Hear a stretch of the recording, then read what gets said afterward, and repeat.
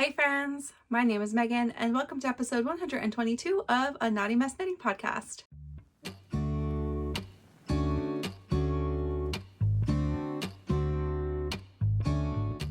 Hi, for anyone who's new here, my name is Megan and I am a mostly knitter, sometimes crocheter. I spin yarn and do some other things, crafts and other things in my free time, limited though it may be. And I live here in the Pacific Northwest with my husband Mike, our daughter Theo, our dog Winter, and my mom Cindy. I do a normal style, video knitting diary type thing for y'all here. So we go over what I'm wearing, what I finished, if I finished anything. This week I have one finished object and one update to show you. And then whips, new cast on, plans, yarn I'm loving out there in the hand-dyed community, and otherwise, but I do mostly focus on like highlighting small business owners. And so you can always join for these things. Plus I read a lot of books. So we'll talk about the books I read this week. You guys, this week was a lot.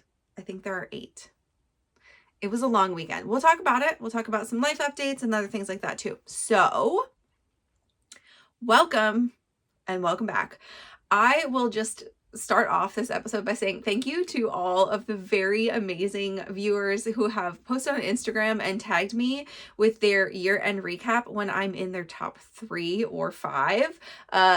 If you don't know and you're watching here on YouTube, you've probably been prompted but maybe didn't click on it. There's like a new thing that's like YouTube's doing a recap. You know how like Spotify does your like most, listen to artists and things like that. So it's your most watched channels and it gives you like a category for yourself. I don't know. It's just like a silly stats thing to try to get you to engage more. Anyway, so seeing those on Instagram has been very seriously, it's so nice that anybody watches me. I am just talking to a camera and the void. I started this channel for anyone who never watched from episode 1. I really didn't expect anybody to watch it. My knitting friends, maybe I am in a knitting group here in Seattle, and we are just a group of friends that knits together. It's not like a general public meetup. But Ariel and Emily are in that group also, and they also have YouTube podcasts, and they were like, well, you knit as much or more than us, like you should do this. And I was like, But then when I thought about it, I was like, you know what? It is such a great way to have a video diary of things that I've made. I love to talk about all things fiber too. And since I started spinning, it's been I love to watch other people's podcasts. So I just really love this format. I am not a person who just pumps out general other content, and I don't have like a lot of roundups or other things because I feel like people cover that. I do think there is something lacking in a lot of those that is just only looking at super popular people, which is kind of a shame. But if you ever want me to do something like that, a small roundup, I could do 5 or 10 of my favorite in a category, probably not necessarily the most popular. I obviously do knit popular designers, but I also like to support small designers and new designers as well. So those are just some things about me. And it's just like, it's a period of reflection at the end of the year. It is December 4th, so we are coasting through the last month. It's gonna creep up on us or really run at us very quickly here. So yeah, let's go through all of the things now that I've said my piece for today. Today I am wearing my Instant Crush. This is a pattern that came out in fall of 2023, I want to say. Yeah, because I made this in February and March of 2024. Okay, I've not worn this on the podcast, I think, either since I finished it or like sometime last year, not this year at all. So if you haven't seen it before, look at this. It's so cute. This is my like 90s ski chalet ode to the Instant Crush. So I'm not going to stand up, but you'll see a picture here. But I'll just put my computer down so I can like show you a couple things. So I put in my Ravelry notes here. I don't think I put final measurements. No, I've been trying to do that with all my things this year, but I did not do this last year. But I didn't make any mods, and I pretty much got gauge for this. I'm a little bit off gauge. It's a little bit wider. I made a size 6, which was supposed to be 47.25 inches. I would say it's probably like, maybe it was like 48. Like it wasn't severely off gauge. It was just a little bit looser. This is Surrey held double instead of mohair held double. So it does feel plumper. It is quite toasty. It's a cold day here and it's rainy in the Seattle area. So, and it's like, no matter, it's the day.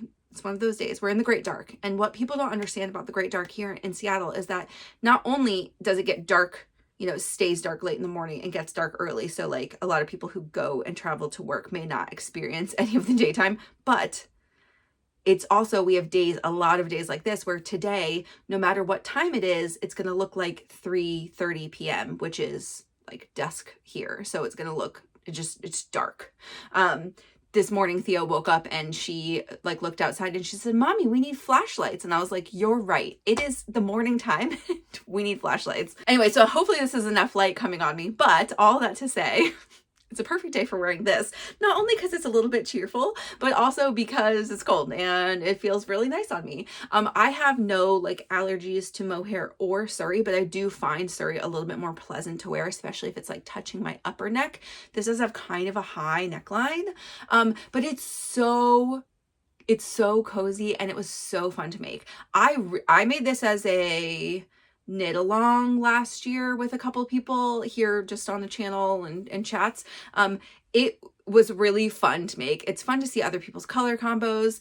I think other than this area here where you have to like catch a lot of floats, I didn't really catch many floats throughout. And so that also made it like a lot more enjoyable. I do like that these are kind of big motifs. It's like, it's very visually engaging, but I do love like small motifs where you just definitely don't have to catch any floats. Like I'll do a color walk all day if I don't have to catch any floats. But I did make a note in my Ravelry that this arm circumference is quite wide and good for my arms. I do have rather large upper arms, and so this is very comfy. I actually really like this cuff. Like I know I say a lot that I would rather have a cuff that's fitted like this, and I do think that, but I think because it's so warm, having like a little airflow is not a bad thing. It's not making me cool by any means, but it's also just not like, it's not just super tight on my arm. So I'm loving it. Also, I'm filming today at lunchtime, which is not that typical. And so I'm really sorry. You're going to hear my kid in the background crying because she's just having a day. She's coming down from her illness, and she's totally fine now. So thank you everybody for your well wishes for her. She is fine. She had a fever all the way through Saturday or until Saturday morning. And that was not great. 3 days of fever is rough on a little one, but she's fine now. Totally fine. And just, you know, in a mood because it's raining outside. And I don't know. Kids are attuned to this. Anyway. Yes. So anyway, I really like this one. Joji Locatelli 2 years ago. All of this, by the way, is back loop yarn and fiber. She doesn't dye anymore. For anyone who's like new to the channel, Erin was one of the first hand dyers I was buying a lot from, and I bought a lot from her. Also because she was running a lot of sales all the time. So I bought many things from her. This one though, one of the reasons I wanted to wear it is because we're going to talk about a sweater that I forgot that like this color is the color that's the main color in my Kal cardigan. So I did use that in a sweater before. It's just, it was very different proportionally. And this has quite a lot of yellow. I am not a yellow person, but I liked the colors all together. There is a little bit of yellow inside of this. There's also dark blue. There's also the teal. I can get a little bit closer for you to see that color. So I thought that just was a good, you know, it was good all together. And anyway, yeah, my happy 90s ski chalet sweater. Okay. Let's go on to things that we want to talk about. Oh, and just as a really quick note, this is a sweater that like, I don't think I would make this one again. This is one of those that I think like it's maybe too niche or too like, a totally different palette would look completely different, obviously, but I don't know that I'd make it again. However, I like the idea of it in the Surrey held double enough that like in future, I would contemplate doing color work like this again, just doing like another DK weight pattern that is color work all over with Surrey held double instead of a DK, and like getting a very different, but like I would be interested to see how the process is if you do it just with like a small motifs. Also, catching floats with Surrey is not that bad. Like it's sticky and kind of annoying, but it's sticky. So you don't, I think as long as you're really careful with your tension, like it's not like you're gonna pull too tight usually. Anyway, okay, that's all for real.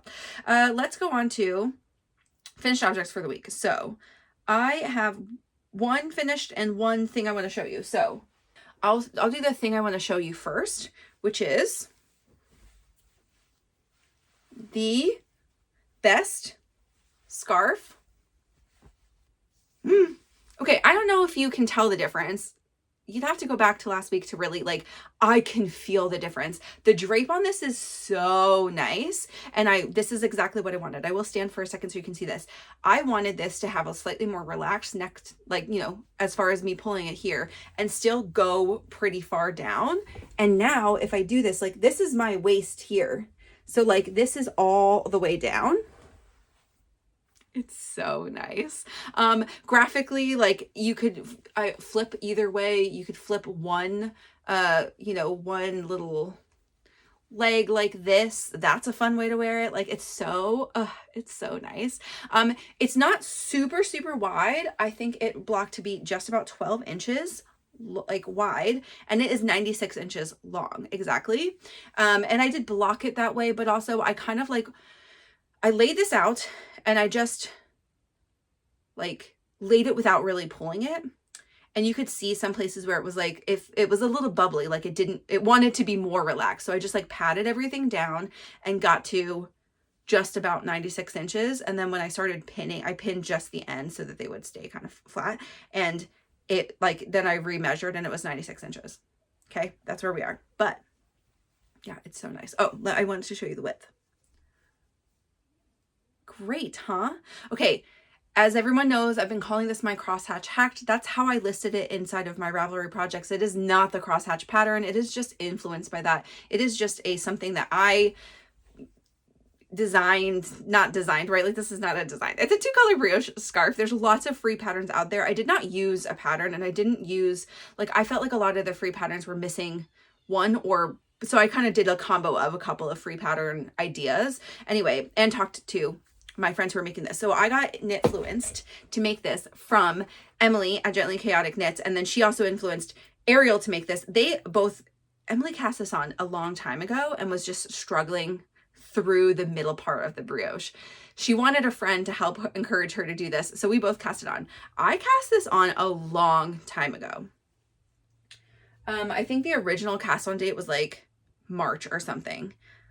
I put it down for a while. I put it in timeout and then I restarted it 2 more times before I finally got to the width and the general appearance that I wanted. So I did a tubular cast on, and what I was struggled with was just this edging, just this last edging. So what I finally came to is that I have 55 stitches here. 2 on each side are my like I-cord. They're kind of I-cord stitches. I mean, they look like I-cord stitches, you know, but what I needed to do is have both sides. But I think like a couple times I had started this with an even number of stitches. Anyway, I needed an odd number of stitches so that I could end both sides on the black, having a knit row, or, you know, the knit column, so that I could tuck the white as I was knitting each row the same way on both sides. That was the struggle, because in my first sample, or my first section I had knit, the white was like, it just looked really janky. Like the edges were like really wide in some places, and like you could see a lot of the white. And anyways, because it was like different each row. So we got to a place. I used a 4mm needle, and that's all I'm going to tell you about it. But I love the drape. It's super big, so I can do like all of the ways of wearing it without sacrificing like having length here. Oh, I like it this way. That's fun. Okay, but the drape, when it washed, it's partly because it did block out to be like a little less stiff, you know, like when you get more inches from it, you're relaxing how your stitches are, but also because when you block and wash Ulysses specifically, it just like, it blooms and softens and is so nice. So now this drape, it's just like, it's more easy to manipulate. It doesn't feel as stiff around my neck, and it's so soft. I think Ulysses is soft just generally speaking, but I do think when you wash and block it, it's like incredibly soft and lovely to wear. So I don't want to wear this during the episode, even though it is chilly here. This is a lot in my neck area to wear inside right now, and that will be hot in like a minute, but I'm really pleased with how it came out. So I'm really glad that's done. And now I can take pictures with Emily and Ariel, us all together, and enjoy, you know, some buddy knit moments. Buddy knit moments are my favorite. We do a lot of buddy knit, just buddy knits together. So yeah, it's always fun. Okay, incredibly, I'm going to say that incredibly, I did finish my second pair of November socks in November. So for anyone who's new here, I, again, with buddies, my knitting friends here, we decided one of our year goals was going to be to use single skeins from our stash that we already had in December of last year. We picked all of these out to knit 12 pairs of socks. So 1 sock a month for everybody who was doing it for the most part. So like me, Ariel, Emily, and Katie all were going for socks every month. Charlotte was going for cuffs because she doesn't want the actual sock, just like a boot cuff. And Maya was doing, I think she decided on 4 or 6, and she was just kind of seeing how, you know, life was shaking out for that. So we've just been encouraging each other and checking on progress and other things like that. Not the same patterns and definitely not the same stock yarn. Everybody's got like all different, but it was really fun to pick out with everybody. We picked out the yarn and then we like helped arrange in like which one per month. I decided to do all of the kids socks. So I decided not to knit just 12 socks for myself. In hindsight, I could have done that and been happy with it. I'm not going to do it next year either, but I think I'll be ready maybe the year after that to do 12 more socks just for me. But I really enjoyed like making them and trying some new vanilla patterns. And like when I started knitting socks, I really went like full in on like complicated textures, cables, lace, and other things. And that's great. And I have several very nice pairs of socks. But when I was doing that in the beginning, I was still figuring out sizing and gauge and the needles I like to use and all this kinds of stuff. So like I got kind of, I have like a box full of like semi-wonky socks. Totally fine for me to wear inside. But somebody did ask me like, oh, how well does this kind of sock wear? And I'm like, well, I mostly wear them inside. But I've realized I mostly wear them inside because I don't have a lot of vanilla socks that are very comfortable to wear just in sneakers. I have a couple pair that I do like wear out more often, and I definitely am harder on those. So I think that's eventually I want to do some more socks just for me. But all that to tell you, I'm doing socks for Mike's family for the most part. He has 2 brothers who have partners and kids and his parents. And so everybody's getting socks for Christmas this year. So I do need to finish these by Christmas, and I have 2 pairs left. So I did adult socks, and the reason I also is like, there were 12 exactly, including my mom, and none for Mike or myself for the year. But I decided I wanted a couple of pairs of socks this year. So I did put myself in a couple of earlier months, and I put the kids together. So last week, I had finished these socks, and then I had one done or mostly done. I don't even know if it was mostly done. And then I finished the other one. So either way, they're done now. These are the same socks. I think I told you I was doing that. And so this is the Lettknit basic socks for kids pattern with one modification. All of the sizes have just like a 2x2. We don't need to see these ones again. A 2x2 kind of cuff and leg combo. And I think that's great for kids. Just you can't tell, are they going to have what kind of ankle size or calf size they're going to have. So that's fine. And also kids tend to have skinnier calves. So I think for fit and stuff, that's great. I did a German twisted cast on for these. I did a long tail for these, and this I find pretty tight. Now this is for my niece Margaret, and she has very skinny tiny feet, so I'm not real worried about them fitting her, and she can wear them a little slouchy if they're too tight to pull all the way up. But this is for my niece Maya. She's like Theo. She's tall for her age, and she's like kind of athletic looking, and like she is gonna need, I think, like to be able to get this over her foot. Plus she's already, I mean, she's 5 and she's wearing a 2, or she's wearing a size 13, which I think is like, maybe that's normal, but I feel like that's kind of big. And maybe she'll just be in the big foot club with me. Her mom has small feet. I don't know, but I have big feet, so she can just be, she can be in my club. Anyway, so these are a size, I think she's wearing a 12 now, but it was like 11.5 or 13. And obviously you don't want to make smaller because that wouldn't fit her. So I did a 13. Just use the measurements that was in the pattern, this pattern by Bentashida. And I just, you know, used her, and everything's in centimeters, by the way, in that pattern. If you do go to this, I just use centimeters. My measuring tapes all have centimeters on the other side, so it's like I'm not gonna think about it too hard. That's just, it is what it is. The one change I made for all these socks is, and these are different from each other actually. So her toe box, she did a kind of interesting thing. So she did like, this one is as per pattern except for the very end, and it's kind of like extra boxy there, but that's because of what I did, and it'll be fine when she wears them. But it was like, do a decrease, 2 rounds of straight knitting, decrease, 2 rounds of straight knitting, and then like 1 and then it was basically like do rapid decreases and then pull through all. So you had like the 16 stitch hole that you would pull together and have like a little nubbin at the bottom, kind of like the top of a beanie. And I was like, don't think that might be fine for little babies, but I don't feel like that would be comfortable for bigger kids in their shoes. So I just went with a regular, like I just added a couple extra rows, or like 1 row at the end, and then just did a Kitchener. I still think this will be fine lengthwise for Margaret.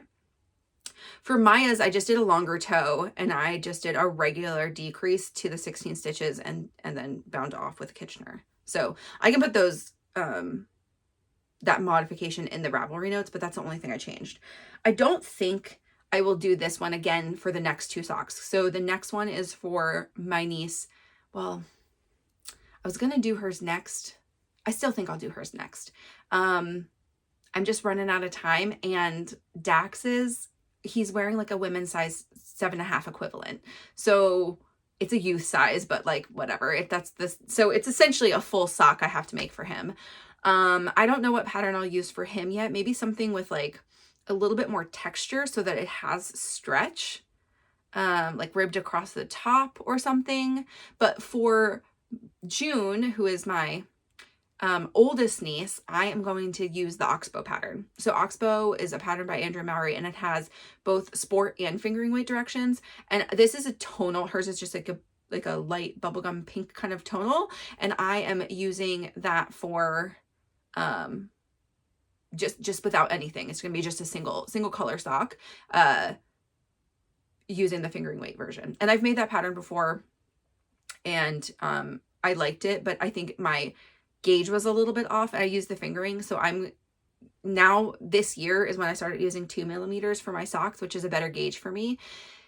Gets me to closer to gauge on patterns, and so I think doing that, I'll get close to the right gauge for June. So socks, okay. Wow, I feel like this is a chatty week. Sorry about it. I'm gonna do spin first, and then we can talk through whips. So I don't have tons to tell you here, except I finished my spin and I used all of the yarn, or all of the bats are completely in here. I don't have any left over because I did do an inside outside. The only reason I'm doing monster skeins this year. And so I have 2 toilet paper, they're paper towel rolls, holding all the leftovers from my spins for the year, when I just have like, you know, a little bit left. There was a bit, because one of them, they were not the exact same size bats. One of them had a bit more than the other. And because of the way that this is spun, I didn't really want to combo it with a forward. I have some long draw on there too, but it just trust me on this. I wanted to have all of the yarn. I did a super loose ply. I did that on purpose because I wanted to keep this really light, lofty. So you can see the ply is just really loose. It is definitely thick and thin. It's got all the texture, but it's kind of lovely. I had a lot of fun with it. These are not washed yet, and you can just see how even they are. Like, I never do this. I'm definitely an over plier. So, this is kind of exciting. I'm going to wash them. I finished them last night, and I just didn't want to wash and thwack them while Thea was sleeping. So this is where they are right now, and I will wash them. But already, like, you can just see, like, look how fluffy that is. It is, I wish you could feel it. It feels incredible. It's just like so soft and nice. For anyone who doesn't remember, this is, and I have a lock of it here because I forgot that this came on the bats. And there's a little card. This is Charlie by from Witchfire Fiber's Merino Flock. And this is the locks of it before, like this is, you know, washed, but not flicked and put into the picker and carded or anything. And so this came and it was mill carded. So it was really randomized. It was super fluffy. There was no direction for anything. So you could do like, that's a real woolen prep bat. And so this is, and I did this long draw, semi-supported long draw. There were times where I did no support and there, like for maybe a third of each bobbin. And then other times where I was just supporting a little bit and pulling. For anyone who doesn't know what that means is like, normally when I spin, if you watch my like spin with me video, I feed the yarn into like the flyer, just short, pulling it off of like the main part of the fiber short forward, pulling it off just a little bit at a time. You can really control how much fiber is in each like little, you know, 1 or 2 inch, however much you separate your hands. It does. When you're doing it off of a comb top, it's already, fibers are all in one direction. And so you're kind of just compressing them to spin it. If you've ever like spit spliced something, the same idea here, right? You're trying to get fibers to overlap. And then when you add friction or in this case, twist, spinning the same direction, they become a very tight rope. You know, that's what yarn is. You do singles one direction, you typically ply them the other direction. So it takes a little bit of the twist out of it, but it spins them together and it makes like a very nice yarn for you. When you're doing long draw, you are taking this randomized fiber. So all the fibers are doing this kind of crazy thing in like a cloud. And you are, if you do non-supported long draw, you are taking it from where it's getting spin and you're just pulling with no support. Your other hand is doing whatever over here and you're pulling, and I guess whatever direction you want it to. I tend to pull left because that's how I draft. So I pull to my left and I pull it, and then you're getting twist throughout this whole long thing, and then you feed it in all at once or most of the way at once, and then you're doing the same thing. So you're continuing to put spin on the fiber, but you're pulling letting the fibers essentially not have your friction of your fingers, and they're not all exactly the same because they're going to pull as they pull, which will be like similar-ish. You get the little bloops in here because there'll be like little parts of the fiber that the spin or the twist always wants to go to the smaller part of the fiber. So if you have like a little bloop, it's really just going to be kind of unspun there. And so there's a little bit of that in here, but it's fine once it's like plied together. This will be strong enough. I didn't have a ton of breakage during plying even. So I feel like that was really good for a long draw. It was my first like even a little bit of non-supported long draw. If you're doing supported, that just means that I might be holding closer to the flyer with this hand, pulling so that I can release how much twist I want to go into that piece before. It also gives you this like mental stability that you're like, I'm still touching it here. It's not going to break. It's not going to, you know, fly away, which definitely there are some breakages that happened while I was doing the long draw, but like nothing that felt really dramatic. It didn't happen constantly, just like a couple times per bobbin. So I had a fun time doing that. Anyway, so this is Charlie, and it is merino, her merino flock. So if you missed it, I missed it. And I feel a little bit tragic because I was like on the fence if I was going to buy any, but then I did want some of the silver gray, and I was putting Theo down for a nap, and I was like, okay, I'll grab it right after that because she was still not feeling great, and you know, whatever. I went to grab some and it was gone. And that's sad, but hopefully it'll come back. And it was very popular and people really loved it. So hopefully she'll mail some more. And I'm not going to use it right now anyway. So I'm glad the people who wanted it got it, and that's fine. I will show you that also once it's completely washed and everything to see if it changed much. And I might give you like an idea of yardage, but yeah, anyway, really enjoyed that. Let's go on to, progress for the week on projects. So I won't try not to take too long on this. This is my Oversized Seasons cardigan. I haven't shown you this in like a week or so. Maybe I showed it to you last week. Yeah, I did, because the sleeve is hilarious and hilariously huge. It's cute on. It's giving it like bomber jacket like vibe, which is gonna be good because I'm gonna run out of yarn. So that's where we are right now. And when I think I'm gonna run out of yarn, what happens? I knit on it more. I'm not a person who puts it in the corner and like lives in agony over whether or not I'll have enough yarn. I need to know as soon as possible. So I weighed, this is my last balled up double strand knitted in. This is knitted in. I have one more partial, and I have 2 more partial cakes that I can wind up. Now, one of them, and this was nighttime light, so I'm not sure. I'm going to put them in daytime light and see. One of them looked, and it was already like, it only came as like, oh gosh, a smaller partial. It looks like slightly tanner than the rest. And quite frankly, I'm going to use it anyway because I'm going to run out of yarn. So I'm just hoping it's the very bottom of the sweater will be like a slightly not as white, if that's what it is, rather than having it incorporated in the middle or something like that. That's okay with me. I don't really care. I mean, I'll knit with it and start seeing. I'll probably keep them in the cake first. Knit a little bit, see how I feel about it, break it, and then make a ball if I want to. Anywho, here's where I was per the back. This little stitch marker. So I did maybe 2 inches on the body, and I finished, this was where I was for sleeve 1. And then this, and then I finished I think I had 2 started as well. Yeah. So here's where I was for sleeve 2. I had like done, I don't know, 4 or so of the decreases, and then I did the rest of it. I actually finished this sleeve first and then the other one. They're good length. It's cute. So now we're just back. I only have in that ball of yarn like 10 more rows.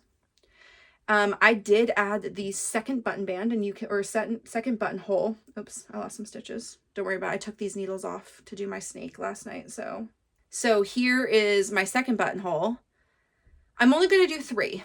This pattern calls for 4. It calls for 3 in the regular body and then 1 at the bottom inside of the ribbing, like halfway through the ribbing. It's kind of a lot of ribbing. I am not going to have enough yarn for that. So, and also I'm really off gauge. So it's sitting further down than like, I think the way that this should be sitting, like it's sitting further down my armpit. So like where the sleeves are and stuff. So my body started later. Anyway, I'm doing 3.5 inches between the 2, or the 3 buttonholes. So there's 1 inch, and then I think 1 inch after joining is where you do the first one, and then 3.5. And then I just did the second one, and then I'll do 3.5 more. And then I'm going to start the ribbing right after that. And like, that's 18 rows. Honestly, I might only get like 10 rows of ribbing instead of the like, I don't know, 14 or 18. I think it wants you to have like 3 whole inches. So instead of all of this, I'll have smaller amount of ribbing. I guess I'll do some math. I'll do some math with my leftover half cakes that I have to see where I am and really how many rows I can get out of those. So this is a project that will get some priority this week because I don't know, and I don't do with the unknown that well. So that's okay. Everybody crafts their own way. This is my journey, and that's how I'm going to do it. Stress myself out in the beginning here, rather than just ignoring. I am also not a person who just like really lets projects linger for too long. I will frog them or, yeah. I just can't have a million whips sitting around. Okay, let's talk about the Mila next. So this Mila cardigan is coming along super nicely. Here is where, you know what, I also realized I did not prioritize it that much this week, but I was like, wow, I have to do the button band after this. The other 2 cardigans I'm making right now have the button band incorporated. So it's only 1. That's not the worst, but that does mean I need to get cracking. So here's where I am is I was here last time I showed you. I didn't show you this last week, but I did finish all of this last week. Just these last, like, I don't know, it's like a repeat and a half. This was the last bit of yarn I have, and I will use it and not like start a new ball right here, but I didn't want to do half around and then stop there. But I did pick up a sleeve. So if you're on the Discord, I posted this yesterday. This is what I have been working on this week as my like desk knit because it's small enough. Sorry, that light is like looking really strange on here, but I swear there's not like a dark patch right there. But here is, let's see if it'll, there we are. There's your sleeve. Pickup went okay on this. I don't know if I'm really off row gauge or something. I should probably look at it, but it said something like pick up every 2 out of 3 stitches for the sleeve to get in this size to get the, and I typically worry about sorry sizes because her her circumferences are often pretty small, and 2 out of 3 is not that many stitches to pick up. Like, I like a 3 out of 4 rate of pickup for sleeves usually, because I feel like that doesn't cinch it in too much. I started that and I got like not even halfway, and I was like, that is not going to be enough stitches. Like, even a little, like I won't have enough room to pick up, I think it's like 110 stitches in this size around this armhole. If I do 2 out of 3, like I would only get to like 60 or something. And I was like, I must be super off row gauge. But either way, I just went up. I picked almost every stitch around. I think I picked like -3 the whole way around. So that's concerning possibly, but like, I'm going to do this by measurements. So maybe her math is just wrong. Who knows? You can see here, this is, I can pull this out. This is a reversible cardigan. So let's just talk about the inside. I was kind of concerned about like both the back and the sleeve pickup, but I think that the way that you do this is like that line is pretty clean. And because you start the cables right after, I'm not bothered by it. You know, this is the back edge. So here's the 2 seams you would see. And I'm just not bothered by it. Like, I don't think it looks like, they don't look raggedy. Like, I think that you could wear this. This is the front. Like, I think you could wear this and you wouldn't be bothered that you have this little line here. Your cables are going to have to restart anyway. And just the way that these cables are like a little less seamless than the other side cables. And I think that's partly just, it's because of the way that these cables are open, you know, open on the edges. I think it's gorgeous. I'm really excited about this. So this is the left sleeve is what I started with. I have quite a lot of yarn left in this ball. So I'm going to just, I don't know. I think I've done 5 decreases and I need to do like 20. You do pretty rapid decreases. I'm a little nervous about it, but I do think like I did a measurement and my gauge on what the sleeve will end up being, and I think it's quite enough room. So I am going to just do per pattern. And I want to do at least like 12. That's a random number, but that's what I'm picking. At least like 12 decreases before I start the other sleeve, and then probably do, you know, somewhere around the same. So I can try it on where it's like at least past the biggest part of my bicep so I can see how I like the fit. Before I even go back to body, I'm going to do maybe all of the sleeves before I go back to body. I do have like a decent amount of the body done, maybe like probably like 5.5 or 6 inches. I don't think this is super long, maybe like 12 or so. So I've got a ways to go on the body, but if I could get most of these sleeves done this week, that would be great. Yes, December's looming. This is my 8th project on my Make 9 for myself. I would like for it to be done before the end of the year. I'm not going to cry if it's not. This is a bigger reach goal. This is a big all over cable sweater.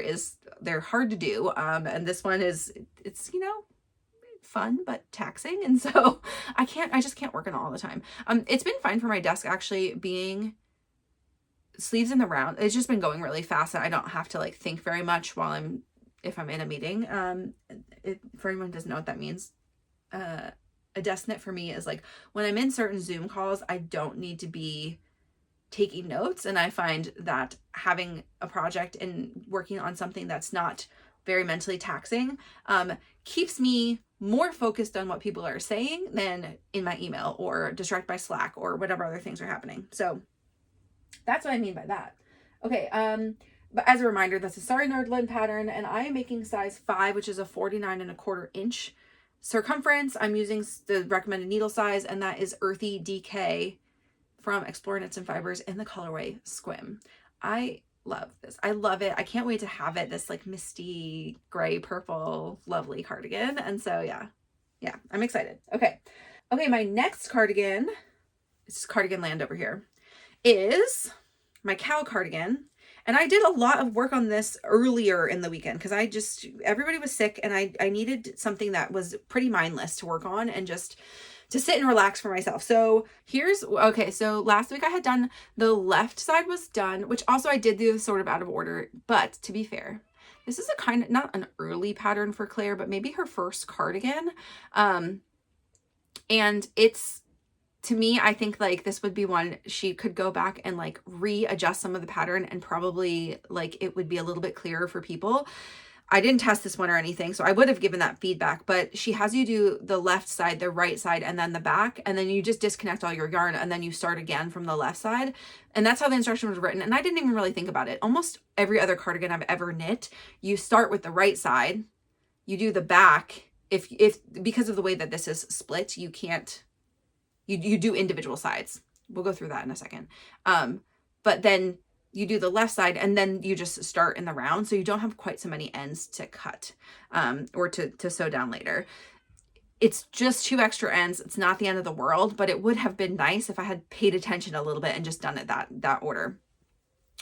The reason that I think like part of it is, so for the fit of this is a half brioche increase line here, which means you're doing brioche increases, which means you are doing like a double increase for each of your increase rows whenever it is on the back or front. And I think they're just even across the front.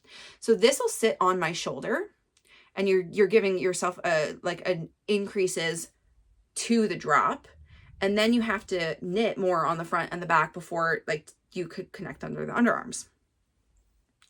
It's a half brioche collar as well. It's so pretty. I'm loving this color combo.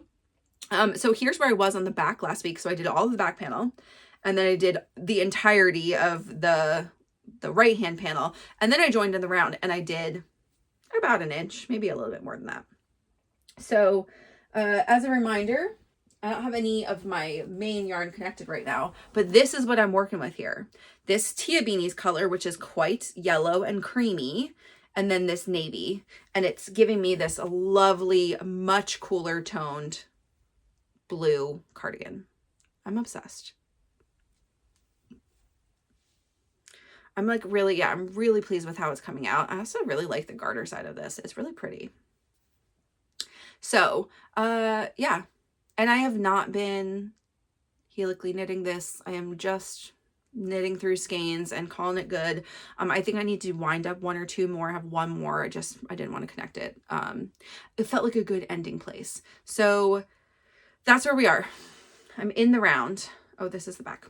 I'm in the round, but I did quite a lot. So I think this week I'll connect a new ball of the Tia Beanies, and I will probably also connect a new ball, because this is all the mohair I have left right now, and I will probably just keep them connected and but quit at some point and go to sleeves.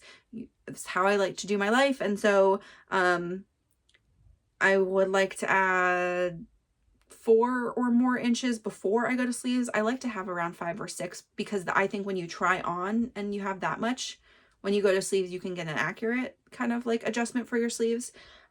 Because the neckband is already done on this too. Excellent.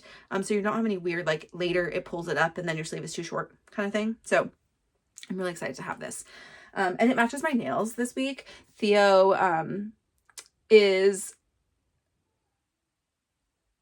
back to getting her nails painted weekly, and so this is like special, like non-toxic, kid-friendly nail polish, so it doesn't last for very long. But we did our nails at dinner last night, and I told her we could do different things, like 2 different colors, and she was like, what's it look like, mommy? And so I did some 2 different colors on my nails, and then she just kept talking about how some of them don't have 2 colors. It's funny what kids find interesting. Okay, for that one, I'm making a size 4. It's 50 inches. Recommended ease is 20 to 30% of your full bust, you know, positive ease. I'm not doing that much. I'm doing like 10%. And that's okay. That's my choice. And that's how I think I'll like the fit. I'm using 5mm needles, which is what's recommended. And then that's back loop yarn and fiber that I told you that for, but it's the basic worsted. This is a worsted pattern. And so I think she typically recommends like DK plus Surrey, or I think she might have even used like Truffala for one of hers. And I'm doing a worsted plus a mohair, which I'm pretty much on gauge. Like I'm gonna be slightly over, which will give me like, maybe it'll be like 52 inches. That's great. I'm okay with that. Let's go to one more width that you've seen, plus the snake later. So let's bring this out. I've got all the things here. I'm like connected to 8 balls of yarn here. So I didn't change this. This is the, as much as I had. This is the Nurtured by Andrea Mowry. This is the body. I did this as my Wicked cast on so I could go see the movie. But this week I did an entire sleeve. So this is what a sleeve looks like. And then I cast on the second sleeve and got through, 2 increases, and then I will continue. So I'm gonna put that down and we can just talk about this sleeve. So this is the majority of what I did. It's so cute. Honestly, this color and this texture is giving me some like serious chainmail vibes, like very much like armor-ish, which I don't hate. I feel like it's pretty fun. So we'll see what it looks like when it's all together. But this sleeve, I can't really do it over top of my whole thing, but it is a good length, and I will get some stretch out of this because it's got a lot, the way that the texture is, like I will definitely get some stretch. I was concerned, I'm on a pretty small, it's kind of tight at the top, but this will fit me just fine, and it will be, I think, a little bit fitted at the top, but like the way that the increases decrease down is that it will taper but not be very tight on my wrist.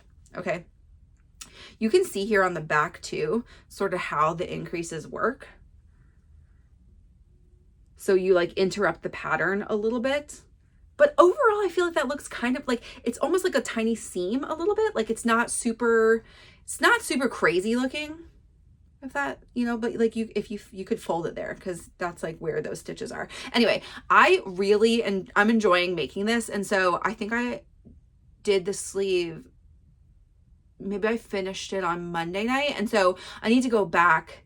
I haven't touched the other sleeve since. And so I need to go back and finish the sleeve and then get working on the body. I would like to finish this one in particular and my Seasons cardigan this year, because if I do, I think I'll use like 90+% of the yarn I have for this, which is like 4,000 yards. Can you imagine getting that out of stash? This is a plan I had when I first got this yarn from Katie, is I wanted to use up a bunch of it in a pattern, but I'm not really into like long duster cardigans. Just my body size shape it's not that cute on me.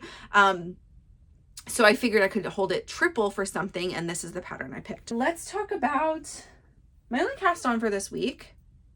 Yeah, I only have one cast on. I have one project to talk about, plan. So this is hilarious. I'm showing you her at a creepy stage, which is different than I showed you last time I did this. So this is Nanna the duck. I honestly, so I cast this on because I have another friend who's having a baby, and she's due at the very end of the year, like Christmas Day, I think. I don't know if I'll see her before then. I don't know if I need to get this done right now, but I kind of would like to if I can. And so, but I do have to do socks. So I might split my time with needles. The complicated piece for this where I need like 2 needles is the wings. So if I can get the wings done this weekend, then I will be okay to cast on those Oxbow socks also this weekend. That would put me in a good place for finishing everything on my small skinny needles. So this is Nanna the lady duck. This is a pattern by Cynthia Valet. And this is the creepy stage right now, is those like noodly yarns are her eye placement. So it's such an interesting, like I got to the place where I need to do facial features last night, and so I've done all the short rows for the head. I think there's a couple more in like the back and the body, but the whole head is shaped by like, you know, you do regular increases to create like a flat bill, a couple of like increases here, and then you just do 3 or 4 sets of short rows to create volume on top and none or very little on the front neck. When she's stuffed, she's more normal looking. She has like a little bit of a pinhead right now, but she won't be when she's stuffed. But you have to do the bill, like the smile on the bill now, while you can still get in with the needle and your hands to help.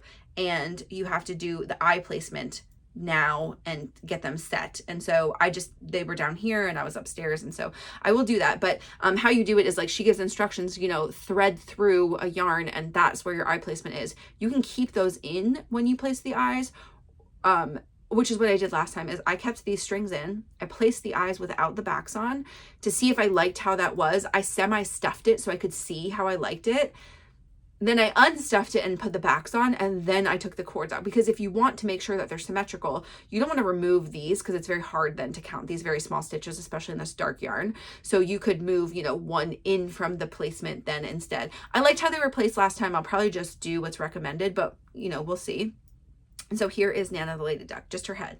After here, you do not very much body before you put most of them on hold. Take some of these side stitches and do a wing that has like a lot of growth, and then it has like the 3 little bloops, and then like feathers, and then you just do the same thing on the other side, and then you go back to, after they're done, they'll have, it's like making sleeves, you'll just have a little bit in the round, and then you join all of them. But this is a seamless little knitted animal. And so this is Nanna the Lady Duck. She's my second time I'm doing Nanna the Lady Duck this year. I will also maybe start her dress earlier, because I made the dress while she was drying, but I felt really over it. I felt over the Henri clothes as well this last time. So because I know it'll be the same size and all this stuff, I will just use the recommended needles that I think you go up like 1 needle size. Pick out the colors for this and just do the dress one time, like maybe this weekend or early next week, to just be done with it, because that'll make me feel better. So you got to do what you got to do. Okay, the last thing I want to talk about really quick is a project that is not cast on yet, but one that is coming.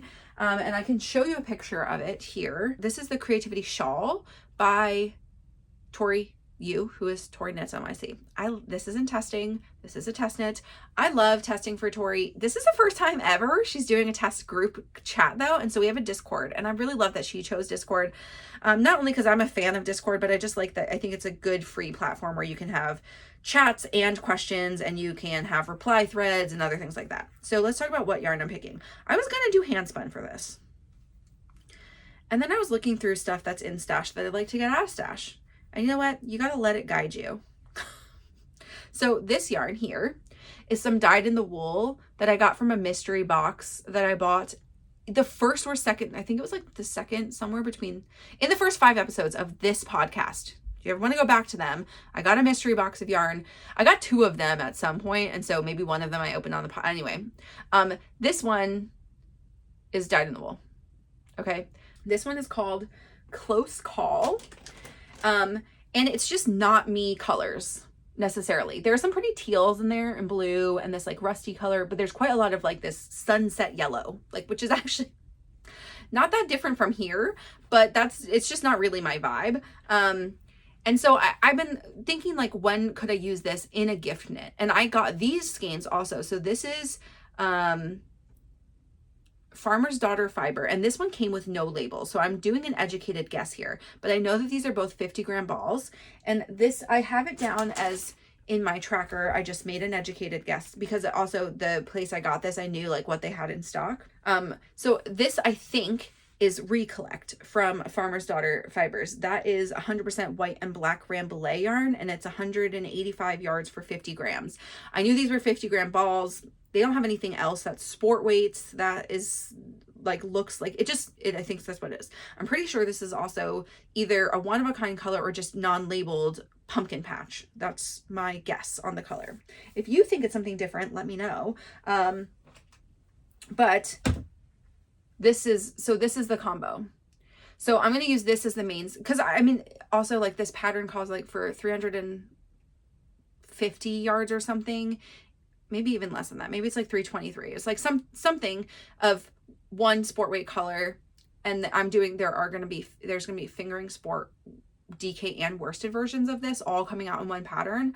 I am doing the sport weight, and then so I also needed like, maybe it was like 150 yards. It's like a little bit less than double, I'm pretty sure, of the contrast color.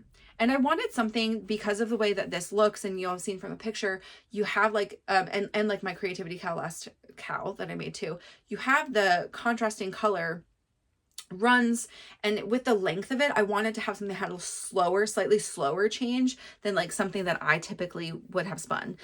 I have yarn I could have used, but I also have more DK weight and interesting colors than I do sport weight. So I can make myself more of these in the future, but I wanted to gift knit anyway. Okay, then the last thing to talk about is my book snake, and let's go through books for this week. I keep knitting this upstairs on Wednesday night, and so I did not stuff again, but I stuffed till last week. So we're just going to look at a non-stuffed version. It's all right. All the ends are sewn down though, so it's ready to be stuffed. Again, if you're new here, this is my book tracker for the year. It is a snake. It's like 19 feet long at this point. I don't know. I need to measure it like next week.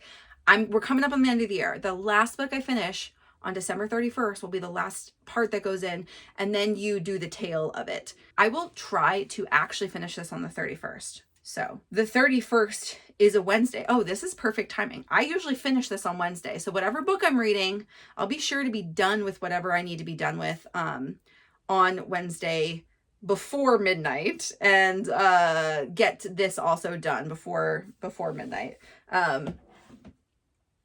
So, you know, which just means I'll try to catch up during the week and have like maybe 1 or 2 stripes left on Wednesday to do. I do read a lot. This year I decided to do close or fun colors inside of book covers. So let's talk about what we did. I have one that I feel like is maybe the most off that I've done yet. I couldn't find the, we'll talk about it. Anyway, so this is patterned by Hanley, and we'll go forth now. This is Holiday Romance. I think I don't think I like put this in last week, but I was reading this last week as a Kindle read. This is a Catherine Walsh book. This is my first Catherine Walsh romance.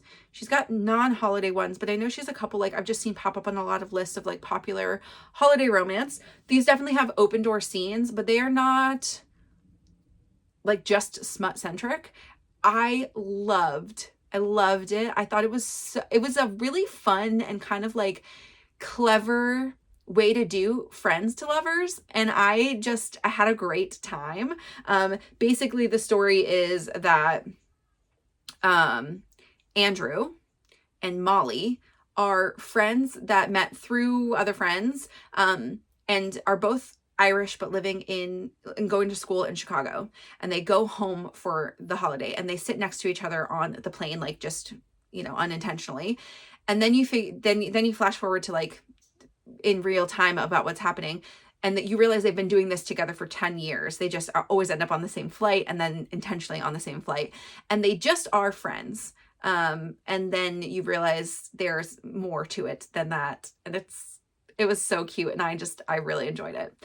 Great holiday romance, good on the romance, good on the holiday, little bit of smut, totally like fun family situations too, and things that you had to like figure out, and they're learning and growing. And the vignettes going back in time are short and at the beginning of every like 5th chapter, so I didn't feel like it was very like, it almost like didn't matter what happened because you knew how they are now, but it was nice to see. And it's just the flights they show, not like any other times they met up, which was cute. The second one here is her Psycho Beast, which is her Vicious Beast number 3. What I didn't realize is I thought this trilogy was done with this, but it's not. I think there's 5 books.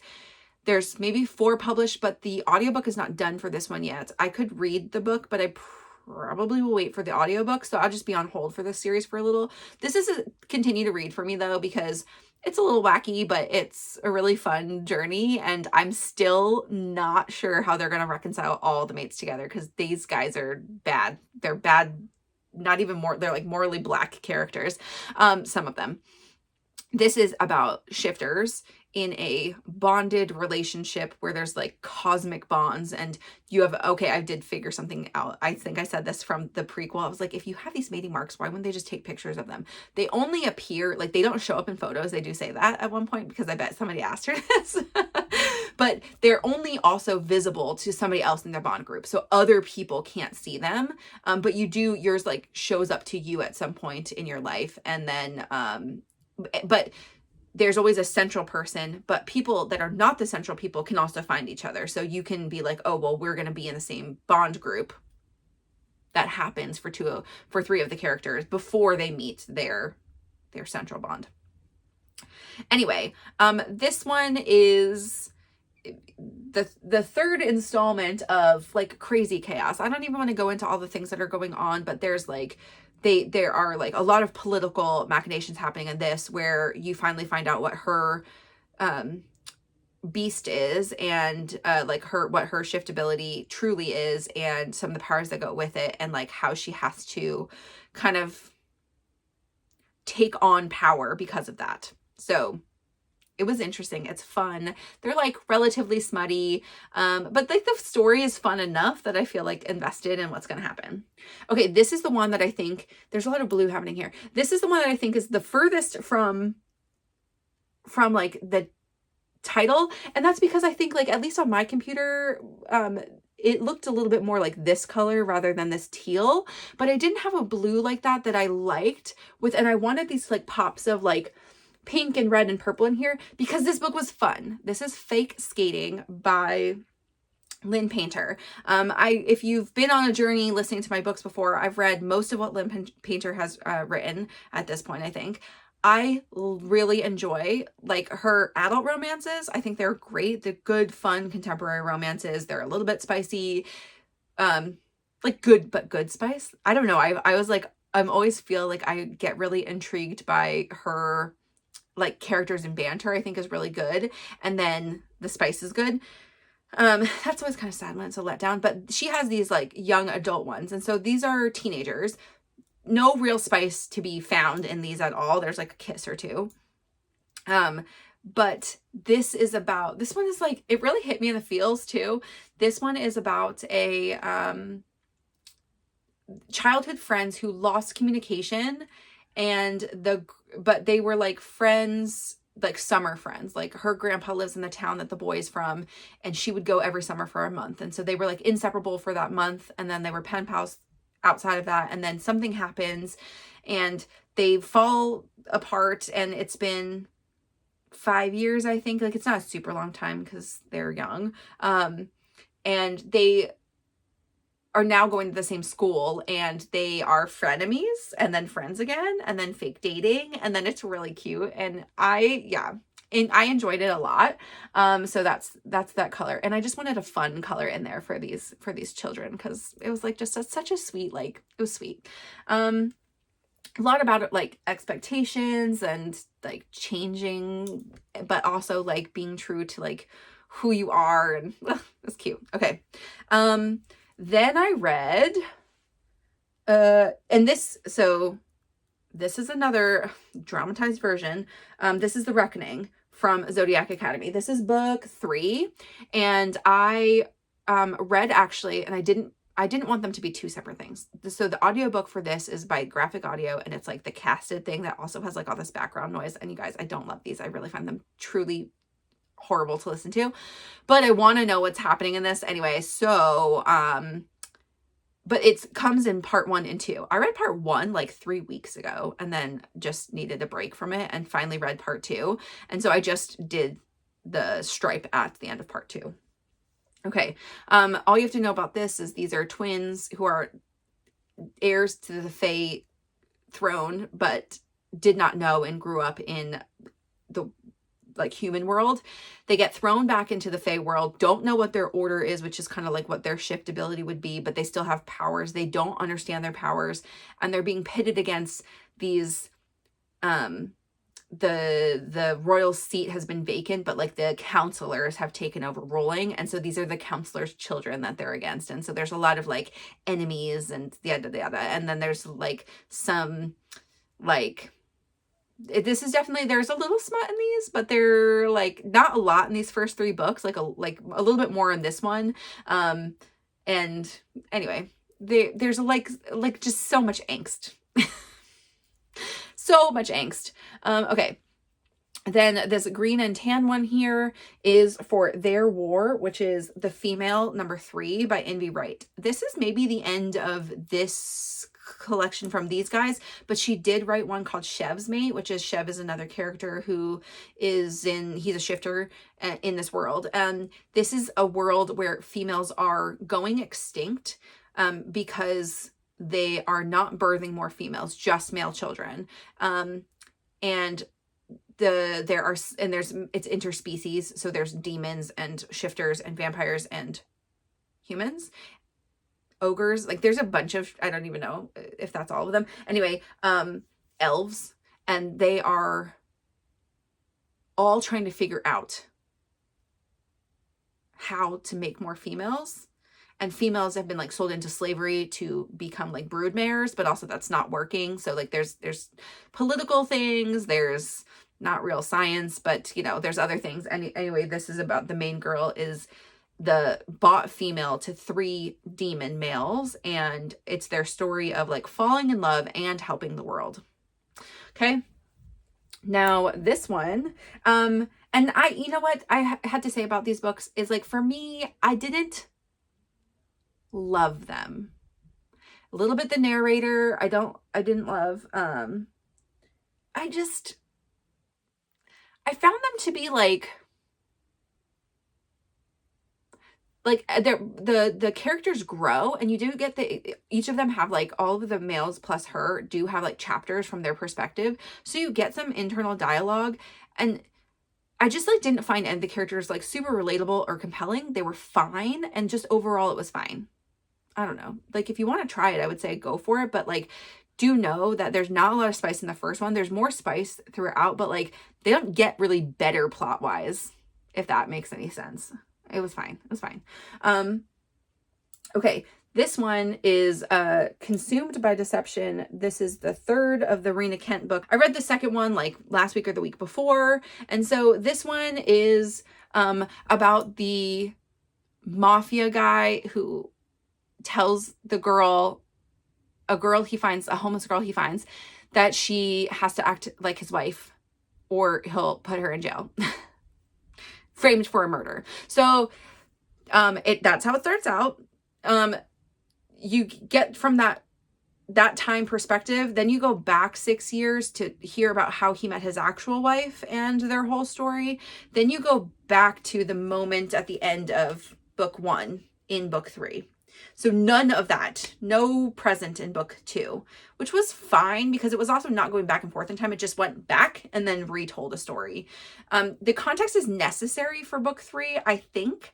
It's an interesting way to do a storyline, and I didn't hate it. I didn't also love these books. I do think you get to a much better place with the main male character in this one. He's not like totally redeemed to me, but he was better. And I liked the main female character better in the 3rd book as well. So it was interesting. It was interesting. It was fine. It was my first Rina Kent series, and I'm not going to like jump to read a ton more of hers. I really love to like, I read an author and then I'll just like dive into a ton of their books sometimes when I really like them. And this one is like maybe I'll pick up another one at some point. I did start reading God of Malice, which is another like very popular of hers, like at least like Book Talk popular. And I didn't finish it before it went back to the library, and I'm having a hard time wanting to finish that one. I may do it. We'll see. Okay. Right now I'm in a holiday mood and not a scary dude mood.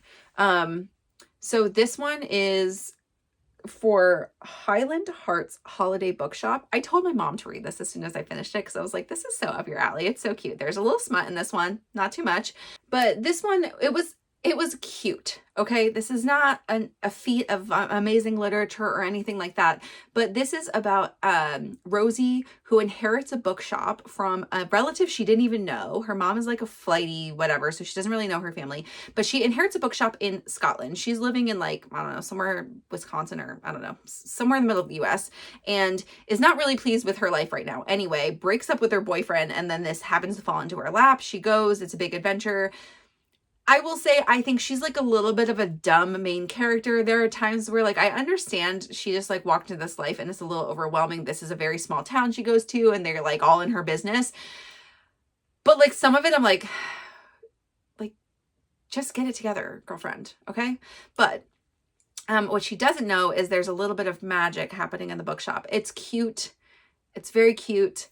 The main male character is sort of like a standoffish, I mean, that's what he says. He's at least like not a super social computer programmer, and he lives in this small town, and he is a birder and he rescues a puffin, and that's like how he gets involved in all these people. They're kind of like an insta-love sort of thing going on, at least like an insta-lust. It's cute though. I think this, I definitely saw like at least one thing about this on the good or the Storygraph ratings is this. I had one rage moment while reading this, and it's just that like people's favorite books are apart. She owns a bookstore. There's not even that much stuff about books, not even her about reading, but there is like a favorite books moment. And at one point they say like, and like the main and the favorite book is The Hobbit, and they say, and like the main character Frodo's journey, blah blah blah. And I was like, Frodo's not even in The Hobbit. He wasn't even born yet. Like, this is like, it's not even that. Why would an editor or literally anybody else who's read this not give this correction? It's like at 95% of the book they said this, and I was just like, I had a rage moment. I was like, I'm not gonna stop reading it, but like, my God, that's annoying. So just so you know, that's out there. Everything else was fine. It was fine. It was a cute, simple holiday romance, read a lot like a rom-com on the Hallmark Channel, maybe a little spicier. That's about all you got to know. Silly, like old ladies who get in everybody's business, that kind of thing too. So it was cute. Okay. The last one here is a book I finished last night, which is called Empire of Flame and Thorns by Marion Blackwood, and it's Flame and Thorns book 1. This is a really interesting world. This is a romantasy where I would say the romance is definitely important, but like maybe second to the plot in this one, at least in this book, because this is like a Hunger Games style sort of book where fae are oppressed by the dragon shifters of the world. Okay. And this centers on the fae of the Seelie court do a competition every 150 or so years, and 3 of them earn a key to leave the Seelie court. Otherwise, everybody's always stuck in the Seelie court forever.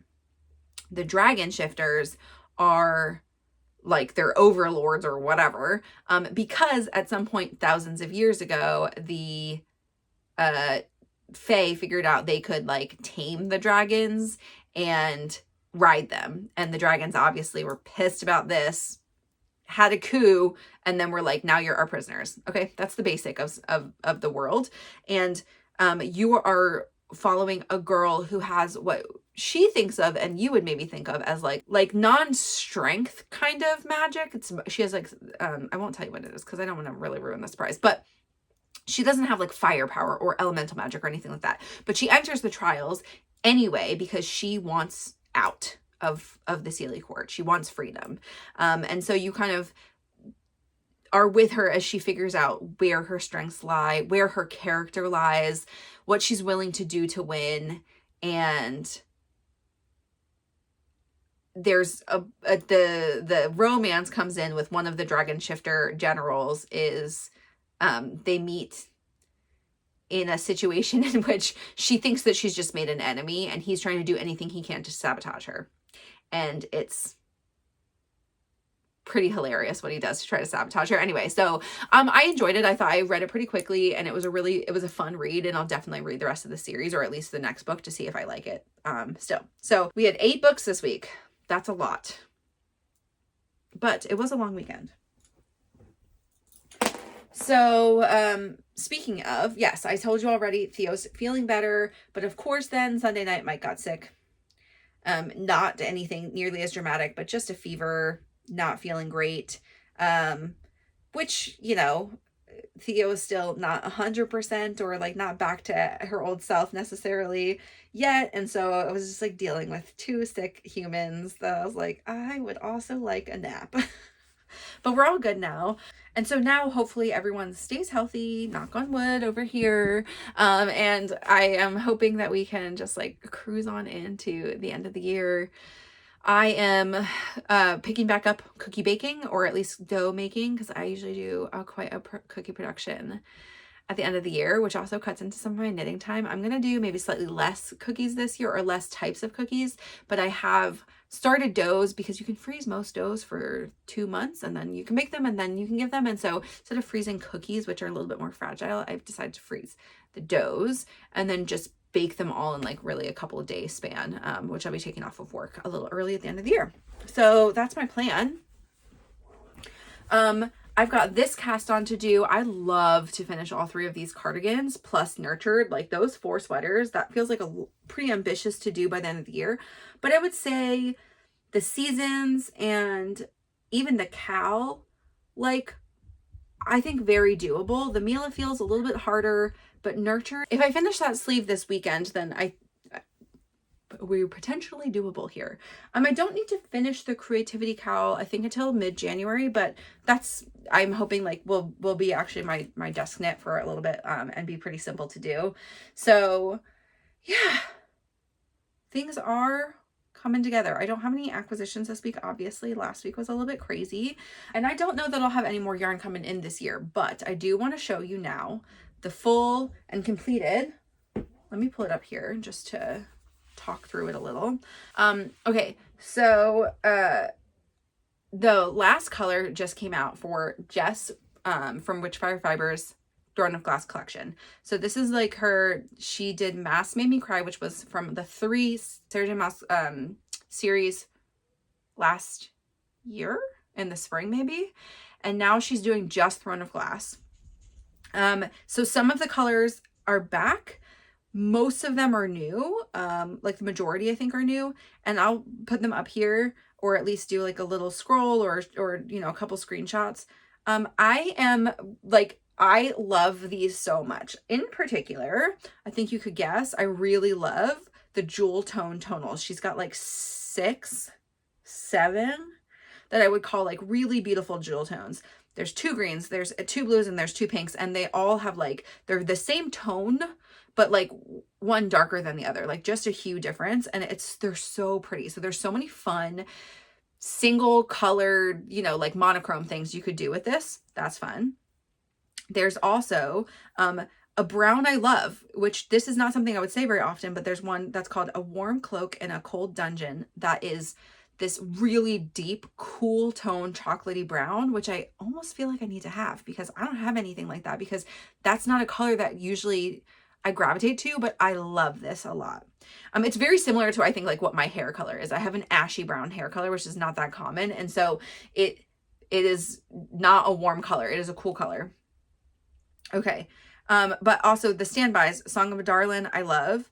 I do love 4 Blinks, which is her white for this. And also just like the meaning behind all of these is, if you've read Throne of Glass, is so good that she just did a really amazing job with all of the things. I love the Flower Loving Worm a lot, and which of the variegateds. I really love all the variegateds, but Flower Loving Worm and then Rattle the Stars are maybe my 2 favorite. I do like the new Take It Off. So you know, I made a sweater.